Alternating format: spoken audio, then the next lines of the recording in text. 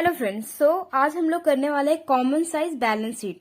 अब ये balance sheet तो पता था कि कंपनी का बैलेंस शीट तो हम लोग इतना मुश्किल से बनाना सीखा, ठीक है, कि बैलेंस शीट कंपनी का कैसे बनता है, क्या क्या परफॉर्मा है, क्या किस किस सीक्वेंस वाइज लिखाता है, ठीक है। अब ये चीज क्या है, कॉमन साइज बैलेंस शीट। तो गाइज कॉमन साइज मतलब ही होता है कि न्यूमेरिक वैल्यू तो पता चलेगा ही चलेगा, वो तो बैलेंस शीट से पता चल ही जाता है, लेकिन ये वाला अगर आप बनाओगे कॉमन साइज बैलेंस शीट तो आपको ना बैलेंस शीट का परसेंटेज भी पता चलेगा। मीन्स परसेंटेज में कितना एसेट्स है, कितना लायबिलिटी है, ठीक है, कितना इक्विटी अमाउंट है, ठीक, ये सारा हमें पता चलेगा परसेंटेज में, ठीक है। ऐसे आप सिर्फ बैलेंस शीट बनाते हो तो क्या पता चलता है कि हाँ हमारे पास क्या क्या है, सिर्फ न्यूमेरिक वैल्यू में पता चलता है। लेकिन कॉमन साइज बैलेंस शीट बनाने से हमें क्या मिल जाता है, परसेंटेज मिल जाता है कि उन चीजों में परसेंटेज कितना, कितने कितने बेटे सब रख रहे हैं, कितना वेट एसेट्स रख रहा है, लायबिलिटी रख रहा है, इक्विटी अमाउंट रख रहा है, ठीक है। तो ये हमें परसेंटेज में वैल्यू पता चल जाता है, ठीक है जी। इसलिए हम बनाते हैं कॉमन साइज बैलेंस शीट। तो चलो, कॉमन साइज बैलेंस शीट भी होता है और कॉमन साइज इनकम या फिर प्रॉफिट एंड लॉस भी होता है, ठीक है। तो आज हम कर रहे हैं common size balance sheet. Profit और लॉस या बैलेंस शीट कर लो तो परफॉर्मर, इसमें कॉमन साइज में थोड़ा सा चेंजेस होता है, वो हम क्वेश्चन के थ्रू ही करेंगे, ठीक है। तो चलो पहले बैलेंस शीट करते हैं कॉमन साइज का। ओके जी, देखो, from the following information prepare a common size balance sheet and the comment upon the changes, okay. तो हमें क्या दिया है, ये कुछ आइटम्स दे रखे हैं हमें किस के, बैलेंस शीट के, ठीक है। तो हमें कुछ आइटम्स दे रखे हैं और 2 ईयर का हमें क्या दे रखा है, अमाउंट दे रखा है, राइट, वैल्यू दे रखा है कि हर एक आइटम का वैल्यू 2001 में क्या था और 2002 में क्या था, 2 साल दिया हुआ है। बैलेंस शीट में हमें क्या करना है, अगर हम कॉमन साइज बना रहे हैं या फिर कंपेयर्ड बना रहे हैं, कंपेरेटिव बैलेंस शीट बना रहे हैं, तो हमें क्या करना है, पहले हमें प्रीवियस ईयर लिखना पड़ेगा, फिर करंट ईयर। तो प्रीवियस ईयर क्वेश्चन में हमें क्या लिखा है, 2001 और फिर 2002। तो 2001 हम यहां डाल देंगे,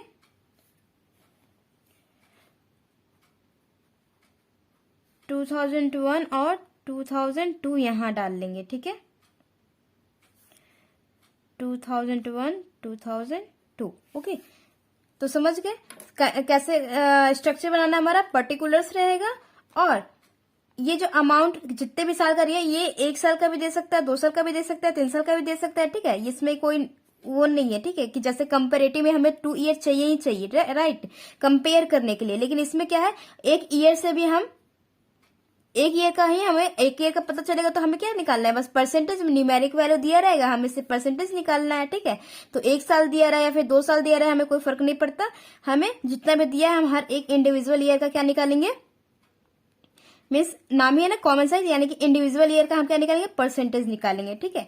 तो 2001 दिया है, 2002 दिया है, तो ये इन दोनों को मिला के क्या करेंगे, जो अमाउंट दिया रहेगा उसको क्या करेंगे, एब्सोल्यूट अमाउंट, और परसेंटेज निकालेंगे, percentage of balance sheet total, ठीक है, percentage of balance sheet total balance sheet, percentage निकालना है किसका, बैलेंस शीट का, टोटल जितना बैलेंस शीट है उसका परसेंटेज निकालना है, ठीक है। तो 2 ईयर दिया है, 2001 और 2002, ओके। पहला आइटम हमारा दिया हुआ है, शेयर कैपिटल। अब आपको याद हो थोड़ा, तो आपने क्या पढ़ा था बैलेंस शीट के परफॉर्मा में, शेयर कैपिटल किस में आता है, तो शेयर कैपिटल का हेडिंग क्या था, share holder fund, right, share holder fund. उससे भी मेजर हेडिंग क्या था कि सबसे पहले, 1 मिनट, यस, देखो पहला हमारा क्या है, इक्विटी एंड लायबिलिटी, उसके अंदर मेन हेडिंग आ रहा है शेयर होल्डर फंड, उसके अंडर यानी कि सब हेडिंग में आता है share capital, reserve and surplus, money received against share warrant, right. तो हमारा सबसे मेजर हेडिंग क्या है, इक्विटी एंड लायबिलिटीज, उसके अंडर शेयर होल्डर फंड। तो शेयर कैपिटल हमें दे रखा है ना, शेयर कैपिटल दे रखा है, तो उससे पहले हमें 2 यानी कि एक मेजर और एक मेन हेडिंग हमें लिखना होगा। तो पहले हम क्या लिखेंगे, क्योंकि कुछ भी आइटम्स दिया है हमें परफॉर्मा के हिसाब से ही चलना है, ठीक है, हमें सीक्वेंस वाइज ही चलना है। ओके तो हम पहले क्या लिखेंगे, इक्विटी एंड लायबिलिटी।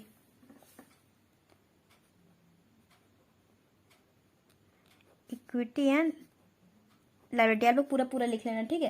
पहला क्या है हमारा क्या है पहला, शेयर होल्डर फंड।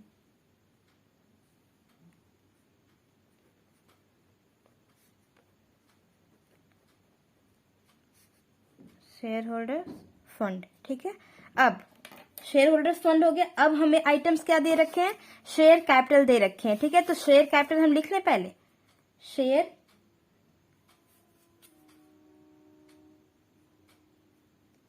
ए में शेयर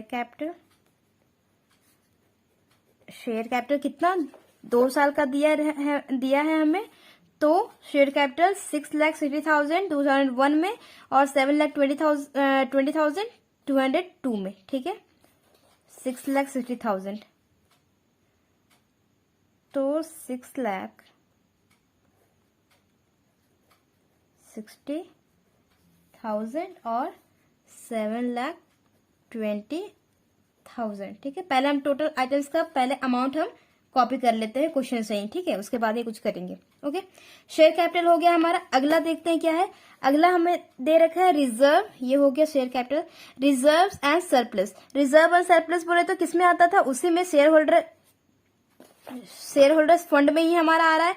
शेयर होल्डर्स फंड में हमारा क्या आता था, सिर्फ जहां से हमें इनकम हो रहा है, राइट, जहां से हमारे कंपनी में पैसे आ रहे हैं। ओके तो शेयर कैपिटल से पैसे तो आएंगे, रिजर्व और सरप्लस से भी तो पैसे आएंगे। तो बी में हम लिख लेते हैं reserve and surplus. Reserve and surplus वो कितना दे रखा है, तो 7,92,000 और 17,28,000 यहां दे रखा है, ठीक है। अब देखते हैं अगला हमारा क्या है। हमारा अगला है डिवेंचर अनसिक्योर्ड लोन। ओके तो डिवेंचर और अनसिक्योर्ड लोन क्या होता है जी, लॉन्ग टर्म लायबिलिटी होती है, right, means non current liability में आएगा। जो हमारे लंबे समय के लिए हम अगर लोन वगैरह लिए रहते तो वो किस में आता है, नॉन करेंट लायबिलिटी में, राइट। तो नॉन करेंट लायबिलिटी हमारा मेन हेडिंग हो जाएगा। तो हम क्या लिखेंगे यहाँ पे, नॉन करेंट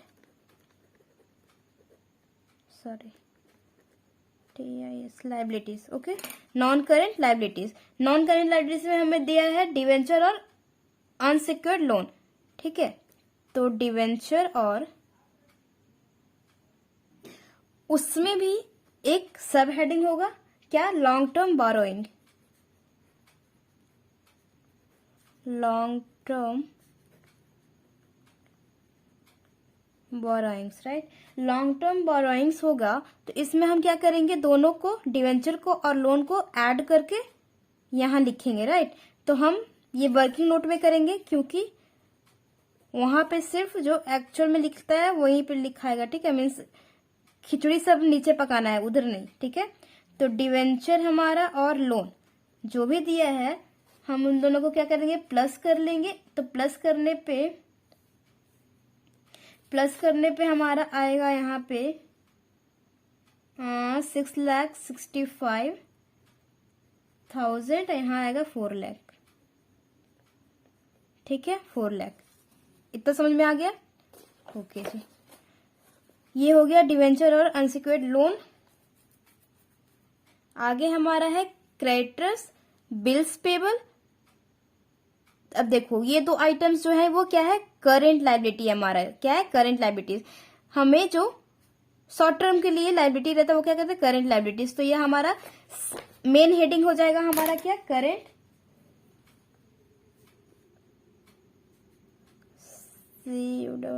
करेंट लायबिलिटीज।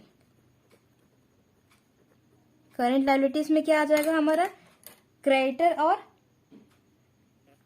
और बिल्स पेबल, राइट।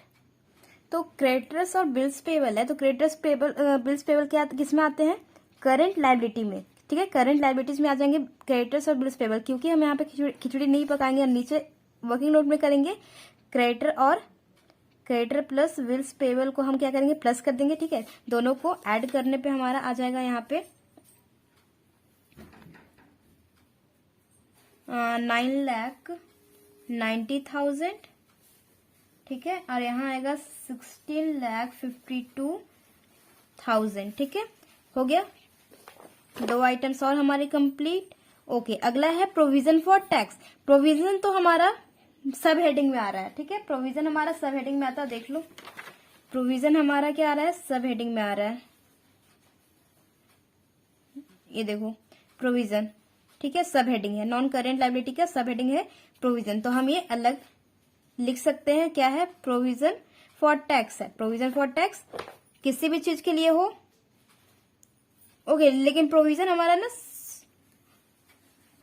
अगर आपको प्रोविजन में लॉन्ग टर्म प्रोविजन ना लिखा हो तो हमारा क्या होता है, टैक्स है, 1 साल के अंदर ही अंदर, शॉर्ट टर्म है, ठीक है, तो करंट लायबिलिटी में आएगा, ठीक है। प्रोविजन किस में आएगा, करंट लायबिलिटी में, यानी सब हेडिंग आ जाएगा यहाँ पे शॉर्ट टर्म प्रोविजन, या फिर प्रोविजन ही सिर्फ लिख लो यहाँ,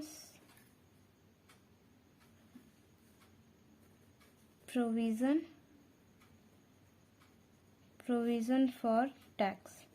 प्रोविजन फॉर टैक्स हमारा है 1,93,000 2001 का, और 3 लाख है 2002 का, ठीक है जी, हो गया provision for tax.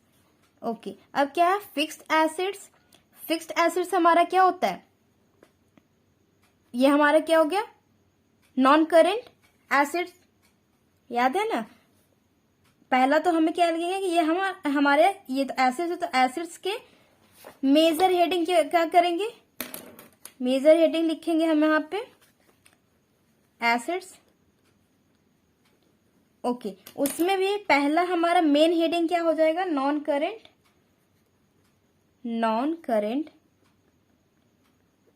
Current assets, ठीक है। जिस तरह से आप इक्विटी एंड लायबिलिटी लिखे थे, क्योंकि अब एसेट्स आ गए हैं, इक्विटी और लायबिलिटी इक्वल टू एसेट्स, ठीक है, ये दोनों बराबर होते हैं, तो सेकंड मेजर हेडिंग क्या होता है, एसेट्स हो जाएगा। तो पहला हमारा फिक्स्ड एसेट दे रखा है, तो फिक्स्ड एसेट्स किस में आता है, नॉन करेंट एसेट्स में, ठीक है। तो फिक्स्ड एसेट्स हमारा क्या आता है, नॉन करेंट एसेट्स में, तो हमारा पहला सब हेडिंग क्या हो जाएगा, फिक्स्ड एसेट्स। कितना दे रखा है फिक्स्ड एसेट, 10 लाख, और यहाँ है 20 लाख, ठीक, 20 लाख। अगला क्या है हमारा, inventory, सन्डी debtor, cash at bank. ये क्या है, ये तो है एसेट्स, तो है, ये तो पता चल रहा है कि एसेट्स है, लेकिन हमारा ये क्या है, करेंट एसेट्स है, ठीक है, नॉन करेंट एसेट्स नहीं है। तो हमारा दूसरा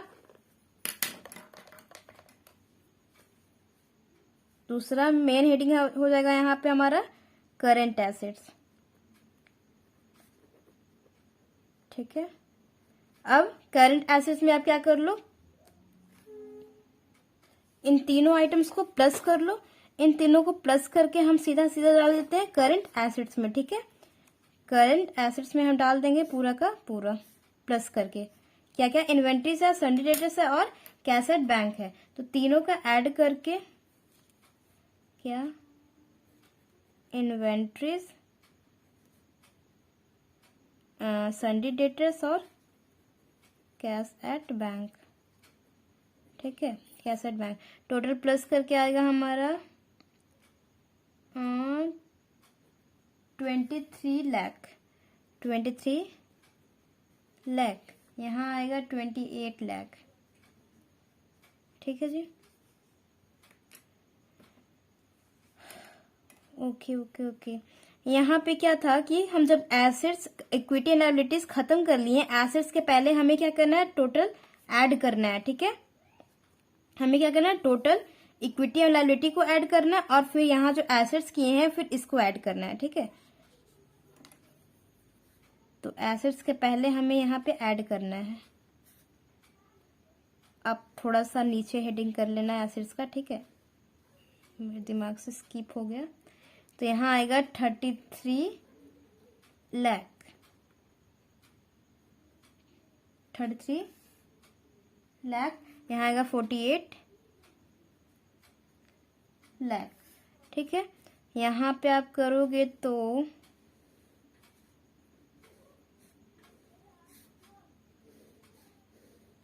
यहाँ आ जाएगा 33 लाख, यहाँ 48 लाख, क्योंकि एसेट्स, इक्विटी और लायबिलिटी और एसेट्स दोनों सेम होते हैं ना, इक्विटी और लायबिलिटी इक्वल टू एसेट्स। ठीक है, यानी कि दोनों का सेम ही आएगा। ठीक है जी। अब हमें क्या करना है, परसेंटेज निकालना है। किसका? इंडिविजुअली सबका। कॉमन साइज है, यानी कि हर एक जो न्यूमेरिक वैल्यू दिया है, तो देखो 2001 का हमें क्या दे रखा है, न्यूमेरिक वैल्यू दिया है। ठीक है, तो न्यूमेरिक वैल्यू दिया हुआ है, तो हमें क्या करना है कि इस न्यूमेरिक वैल्यू का क्या निकालना है, परसेंटेज निकालना है। ठीक है, तो हर एक न्यूमेरिक वैल्यू जो है उसको क्या करेंगे, percentage of balance sheet, total balance sheet से क्या करेंगे, डिवाइड करेंगे। ठीक है, टोटल बैलेंस शीट हमारा कितना है, 2001 का 33 लाख। ठीक है, तो हर एक इंडिविजुअल आइटम्स को इस 33 लाख से डिवाइड करेंगे, क्योंकि परसेंटेज निकाल रहे हैं तो इंटू करेंगे 100। ओके, तो देखो,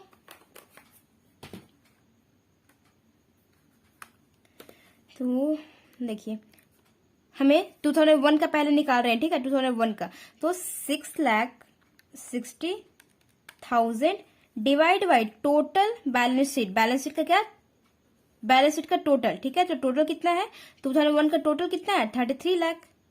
ठीक है, तो डिवाइड बाई 33 लाख इंटू में 100, क्या आ जाएगा, 20%। ठीक है जी, हमारा क्या आएगा, 20%।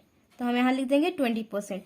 अब हम दूसरा 2001 का शेयर कैपिटल का देखो, शेयर कैपिटल का हमने परसेंटेज देख लिया कि 20% है। रिजर्व और सरप्लस कितना है हमारे, रिजर्व और सरप्लस का 2001 का तो न्यूमेरिक वैल्यू पता है 7,92,000, लेकिन परसेंटेज कितना है, तो परसेंटेज मालूम करने के लिए क्या करेंगे, इसको डिवाइड करेंगे कॉमन यानी कि टोटल बैलेंस शीट से। ठीक है, टोटल बैलेंस शीट ये है, इंटू 100 करेंगे।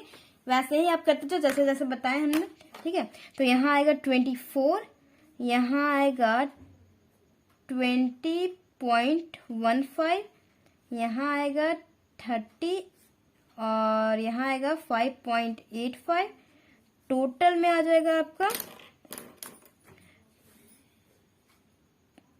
100। ठीक है, 100 ही आएगा, टोटल में 100 आएगा।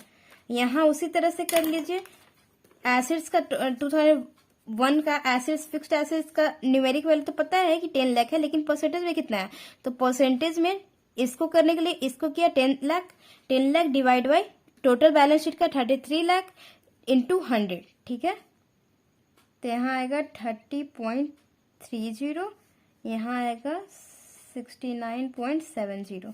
ठीक है जी, समझ रहे हो।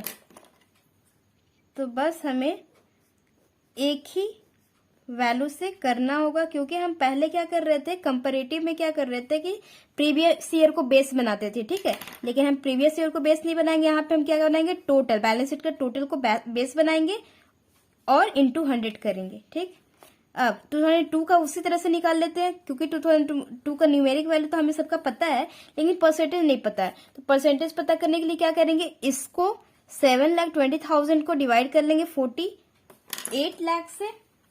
देखो 7 लाख, क्योंकि शेयर कैपिटल कितना है न्यूमेरिक इसका, 7,20,000, 7,20,000 डिवाइड कर लेंगे 48 लाख से, 48 लाख, क्योंकि परसेंटेज निकाल रहे थे, इंटू 100, कितना, 15%। ठीक है, तो हमारा क्या आ गया, 15%।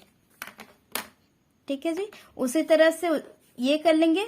सेकंड क्या है, रिजर्व और सरप्लस निकालेंगे कि 2002 का इतना तो न्यूमेरिक वैल्यू, लेकिन परसेंटेज कितना है, तो परसेंटेज निकाला हम लोग तो 36, यहाँ आ जाएगा 8.33, यहाँ आएगा 34.42, यहाँ आएगा 6.52। ठीक, टोटल में 100। एसेट्स का, फिक्स्ड एसेट्स का बोले निकाले तो हम यहाँ पे आ जाएगा हमारा 41.67, यहाँ आएगा 58.33। ओके, टोटल में 100, टोटल में 100। याद रखना एसेट्स और इक्विटी एंड लायबिलिटी दोनों बराबर ही आएंगे, ठीक है। जितना यहाँ पे इक्वल मतलब टोटल रहेगा वही यहाँ पे टोटल रहेगा, ठीक है। ओके, बस इतना ही है। हमें बस क्या परफॉर्मा जो कि हम चैप्टर 1 में देखे, हमें बस वो दिमाग में रखना। अगर ये आ गया तो ये सब तो बहुत इजी है। कंपैरेटिव में क्या था कि हमें कंपेयर करके 2 साल दिया रहता था, 2 साल को कंपेयर करके चेंज से निकालते, चेंज को डिवाइड कर देते बेस से, इंटू 100 करते थे, राइट। बेस क्या बनाते थे, प्रीवियस ईयर को। लेकिन हमें यहाँ प्रीवियस ईयर करंट ईयर से कोई मतलब नहीं। एक 1 ईयर भी दिया है, सपोज यहाँ पे 2002 नहीं दिया रहता, 2001 ही बस दिया रहता, तो हम बस 2001 का ये वाला सीन ही नहीं रहता, ये वाला सीन ही नहीं रहता, बस ये वाला रहता, ठीक है। समझ रहे हो। तो हमें बस 1 साल का दिया तो 1 साल से भी हो सकता है, क्योंकि हमें ये न्यूमेरिक वैल्यू पता है ना, हमें इसका परसेंटेज पता करना है। तो क्या करना है, इससे इसको टोटल से डिवाइड कर देंगे, इंटू 100 कर देंगे, तो हमारा परसेंटेज पता चल जाएगा, ठीक है। तो समझ गए कॉमन साइज बैलेंस शीट क्यों बनता है और कैसे बनता है। ओके।